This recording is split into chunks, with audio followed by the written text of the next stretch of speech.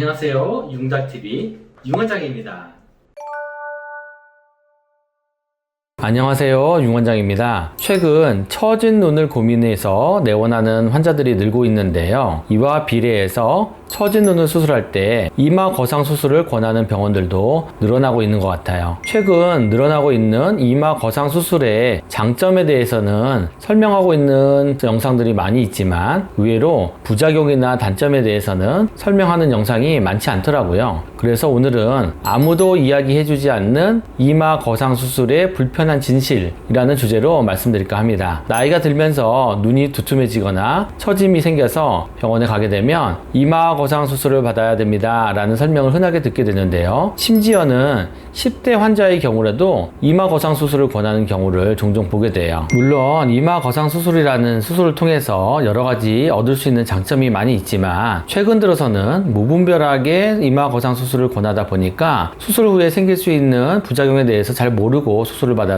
후회를 하는 경우도 많이 생기는 것 같아요. 그래서 오늘은 이러한 점에 대해서 관련 자료와 함께 환자들의 후기를 살펴보면서 아무도 이야기해주지 않는 이마 거상 수술의 불편한 진실에 대해서 설명드릴까 합니다. 첫 번째 불편한 진실로는 눈썹의 모양이 바뀌면서 미용적으로 좋지 않은 인상으로 변할 수가 있다는 점이에요. 이마 거상을 하시는 원장님들께서는 이러한 점에 대해서 잘 알고 계실 텐데 제가 상담을 하다 보면 수술 전에 이러한 점에 대해서 설명을 잘 안 해주시니까 이러한 사실을 모르고 수술을 받는 환자들도 많이 있는 것 같아요. 이마 거상 수술 후에 눈썹 모양의 변화에 대해서는 관련 연구 논문을 보면서 말씀드릴게요. 이 논문은 1996년 플라스틱 앤 리컨스트럭티브 서저리에 소개된 논문인데요. 참고로 PRS라는 논문은 성형외과 분야에서 가장 권위 있는 저널 중에 하나예요. 보시다시피 아주 오래전에 게재된 논문이라서 이미 여러 원장님들께서 잘 알고 계시리라 생각이 드는데요. 이 논문은 제목에서 보시는 것처럼 미용적으로 가장 이상적인 여성의 눈썹의 모양은 어떤 모양이며 이마 거상 후에 눈썹의 모양이 어떻게 변하는가에 관한 연구 논문이에요. 이 논문에서는 앞쪽 눈썹의 위치에 따라서 눈썹의 모양을 세 가지로 분류했는데요. 우선 앞쪽 눈썹의 위치가 눈썹 뼈를 기준으로 뼈의 위쪽에 있는지 뼈에 있는지 아니면 뼈 아래쪽에 있는지에 따라서 어떤 눈썹의 모양이 미용적으로 더 아름다운지에 대해서 살펴보았고요. 동시에 눈썹의 기울기가 외축으로 올라갔는지 내축으로 올라갔는지 아니면 평행한지에 따라서 어떤 눈썹이 더 미용적으로 우수한지에 대해서 연구를 하였어요. 연구에 참여한 대부분의 전문가들의 의견은 눈썹의 앞쪽이 눈썹 뼈의 아래에 있거나 눈썹 뼈에 위치한 경우가 제일 예쁘다라고 생각을 했고요. 반면에 눈썹의 앞쪽이 눈썹 뼈 위에 있는 모습이 아름답다고 생각했던 전문가는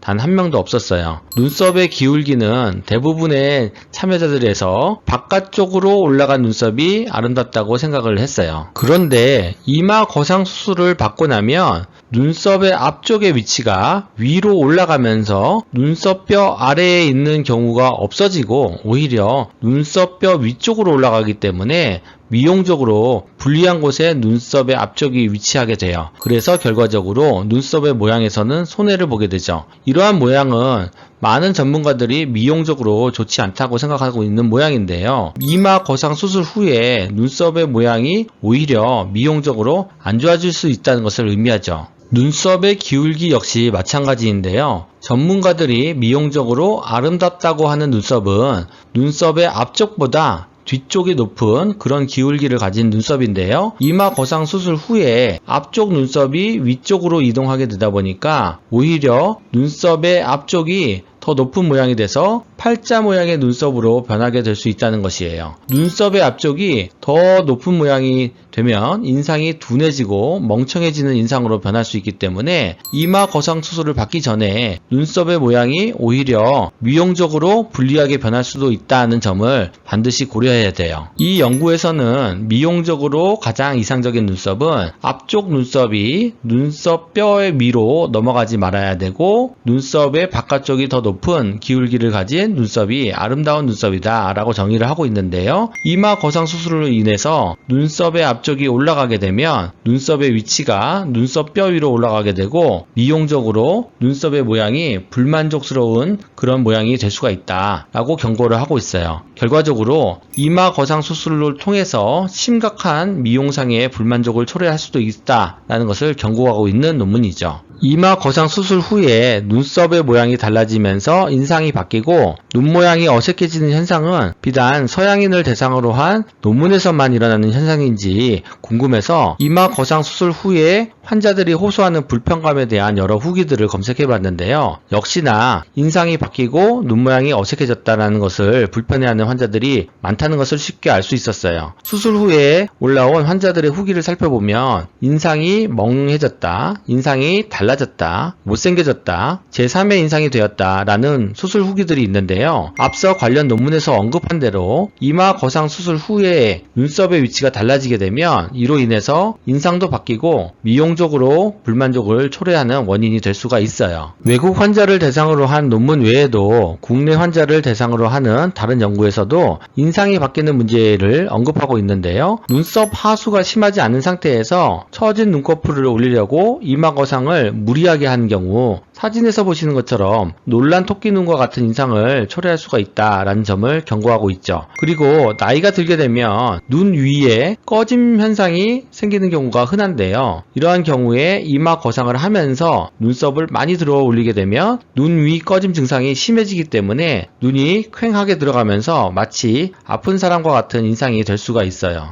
해당 논문에서 지적하고 있는 내용 역시 이마 거상 수술 후 환자들이 호소하는 내용에서 언급되고 있는데요. 여러 사이트에 올라온 수술 후기를 보면 눈 꺼짐이 심해졌어요. 눈이 꺼져서 환자 같아요. 쌍꺼풀이 너무 커져서 눈매가 이상해졌어요 라는 댓글이 있다는 것을 알 수가 있죠. 수술 전에 눈 위 꺼짐이 있거나 쌍꺼풀이 큰 경우에 이를 무시하고 이마 거상 수술을 받게 되면 인상에서 큰 손해가 있을 수 있기 때문에 수술 전에 반드시 이러한 점을 고려해야 되는데 무분별하게 이마 거상을 하게 되면 이마 거상 수술 후에 인상이 오히려 나빠지는 결과를 초래할 수가 있어요. 또 하나의 불편한 진실은 감각 이상이 오래 갈 수 있다는 점인데요. 이론적으로 수술 시에 손상되는 감각신경은 수개월 내에 회복이 되는 것이 정상이겠지만 의외로 수술 후에 감각 이상으로 고생하시는 분들이 많다는 것이에요. 제가 이마 거상 수술 후 후기를 보다 보면 수술을 받고 나서 통증이나 감각 이상을 호소하시는 분들의 후기가 상당히 많다는 것을 알 수가 있는데요. 이마 거상 수술 후기를 보면 1년 반이 지났는데도 찌릿찌릿해서 고통스러워요 라는 내용이 나오는데요. 앞서 말씀드린 대로 이론적으로는 몇 개월 내에 감각이 회복되어야 하지만 수술 중에 신경 손상이 심하게 되었는지 몇몇 수술 후기만 보더라도 수술 후에 시간이 오래 지났음에도 불구하고 감각 이상으로 고통받는 환자들이 꽤 많이 있다는 것을 알 수가 있어요. 또 한 가지 이마 거상 수술의 불편한 진실은 눈 처짐의 개선이 생각보다 부족하다는 점이에요. 많은 환자들이 병원에 내원할 때 눈이 처져서 부어 보이고요. 처진 눈꺼풀 때문에 쌍꺼풀이 묻혔어요 라면서 병원을 가게 되는데요. 이런 환자들이 병원에서 종종 듣게 되는 얘기가 이마 거상 수술을 해야 됩니다 라는 설명이에요.